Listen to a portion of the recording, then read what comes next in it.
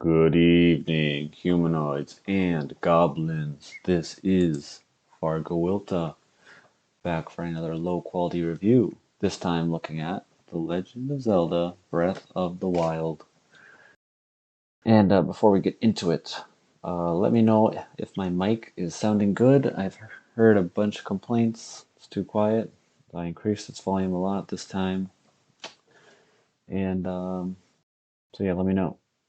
Also, I rearranged the categories here to be in a more logical order, and I got rid of the fun category, which was kind of silly because it was just kind of hard to rank. If I liked the game, I had fun. If I didn't like the game, I didn't have fun. I mean, yeah, so that's gone.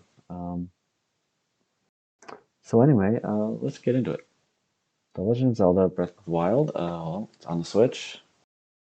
It's an open world game. It's a Zelda game, and it's has a pretty nice reputation. A lot of people like it, so I'm here to say that I am in agreement with these people.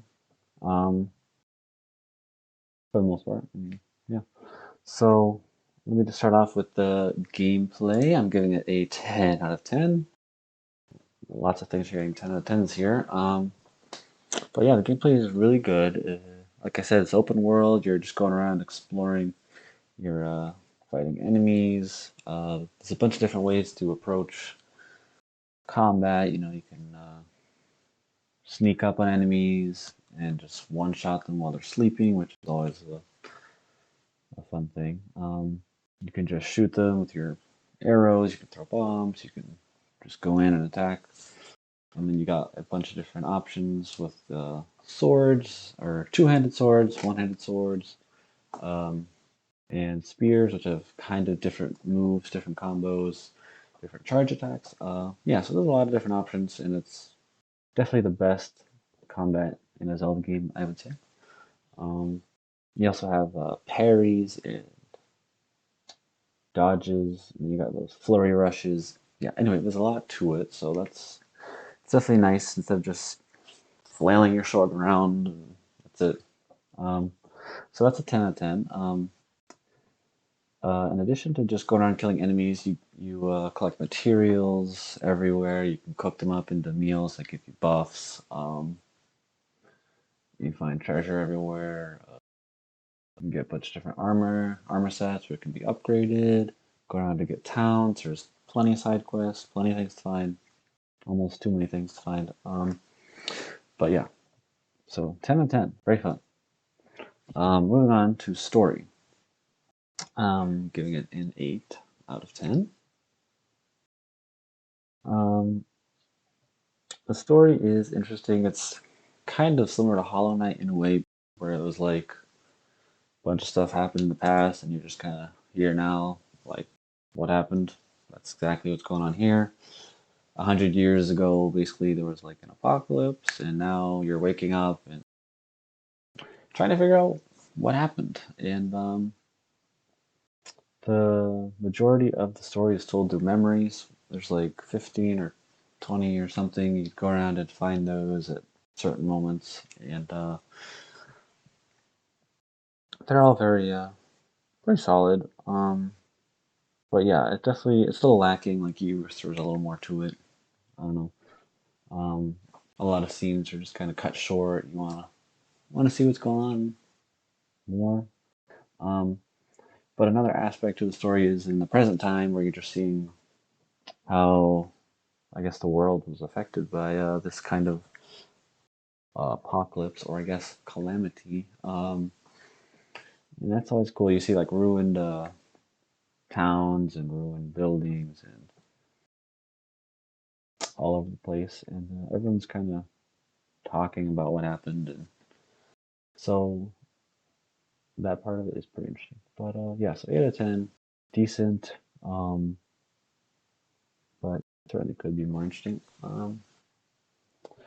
Anyway, moving on to graphics. Giving the graphics a 9 out of 10. Um, a lot of 9 out of 10s here as well. Okay, so the graphics are really good. I mean, yes, we have some pictures here. Let me point those out. One thing I really like is the lighting. And this is kind of what this picture is showing. Like I really love the lighting when the sun is rising or setting, or the moon is coming out, or lightning, blood moons. Um, it all just looks really good. Um, Let me see. Okay. And yeah, just everything looks pretty good. These trees here kind of look a little funny, but not too bad. No real complaints there. It's just I do prefer sprites, and I always will. So, oh yeah, and another thing, I guess things do kind of pop into existence. Um, Obviously, everything can't be loaded at once, but sometimes it's a little obvious. So there's that. The music, giving it a 7 out of 10. The music is pretty much all kind of ambient music, bunch of piano pieces. I don't know. It's definitely not.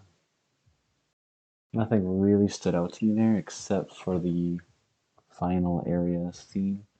Um, I mean, it's decent. Like it's similar to Crosscode, I would say, where nothing really stood out to me, but it got the job done. So 7 out of 10.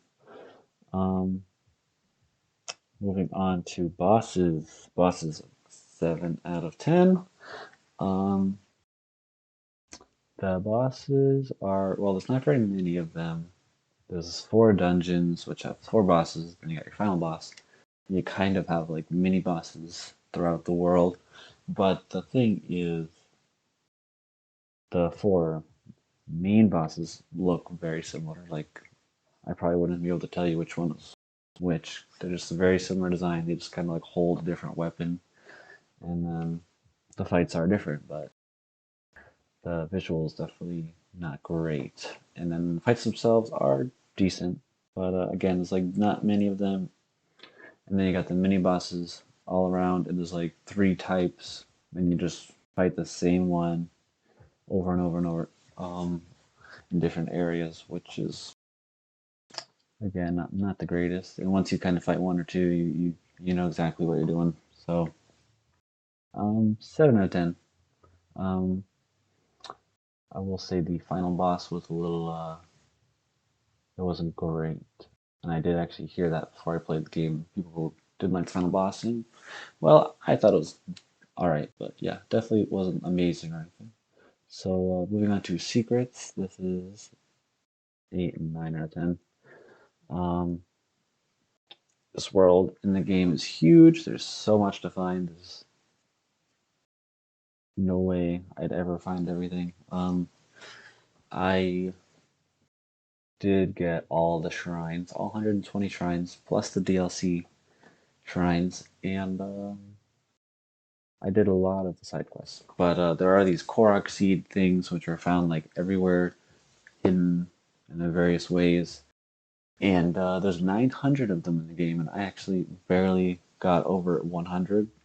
So that just blows my mind. I don't think I'd ever want to attempt such a thing. So I'm giving it a 9 for that reason. There's just too many. Too many. I want to be able to actually get them all and feel satisfied, but I just, no way. Another thing, there's this one shrine. It was actually the last one I did where it has to be a blood moon, and then you have to stand on a certain area without wearing any armor or anything. So that's very specific and hard to figure out. And then like blood moons don't happen that often. So once I knew what to do, it was like, okay, this is my last shrine. I have nothing else to do. Now I just wait. I literally just basically left the game open and prayed for a blood moon, and then it just took so long, and it was not fun. So I wish there was a way to just spawn a blood moon. That'd be great. But that was just kind of one major blemish on overall good shrines. And finally, 9 out of 10 difficulty. So the final score, look at that, it's an 84, very solid. Pretty much up here with the Crosscode and Hollow Knight. But yeah, the difficulty, I mean, it's kind of ties in with the gameplay. Combat is really good. Enemies really can hit hard, especially early on. Like you'll get one shot very easily, so you can't just kind of go charging into a group of enemies and expect to survive. So you got to be careful about it, which is nice, but it's never like super hard. It's just you just got to kind of think about what you're doing and when you should pick off one enemy at a time, or what kind of environmental things you can use instead of just charging in. Um, and yeah, the Lionels are definitely the most difficult enemies out there. But first time or two, you probably get destroyed by them, and then it's not too bad after that. So yeah, I mean, from beginning to end, I felt it was decently difficult, except once you get all the champion abilities, you just get like a free revive, which kind of takes away so much difficulty. And you just get killed, come back with full health plus extra. It's like, okay, more than doubling my health essentially. Plus, you have food, which can easily fully heal you. So that makes it a little easy too. But anyway, pretty solid all around. So I really loved the game. I'm glad I finally played it. And I would definitely recommend it to anyone who has a Switch and has 100 hours put into it. That's important to mention. It did take me so long. But yeah, that's about it for this one. I will see you later.